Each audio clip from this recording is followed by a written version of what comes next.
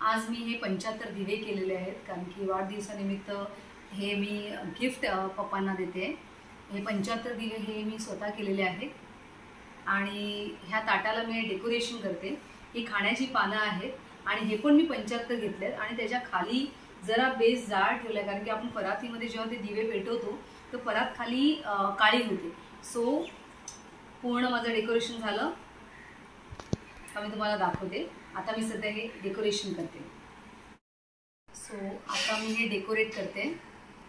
जे दिवे बनवलेले होते मी सिंपल डेकोरेशन केलेलं आहे। ही खायची पानं आहेत आणि आमच्या घराच्या बाहेर ही खायची पानं खूप आहेत, सो मी ती पण घेतलेत आणि त्याचं मी सिंपल डेकोरेशन करते। आणि हे 75 दिवे आहेत।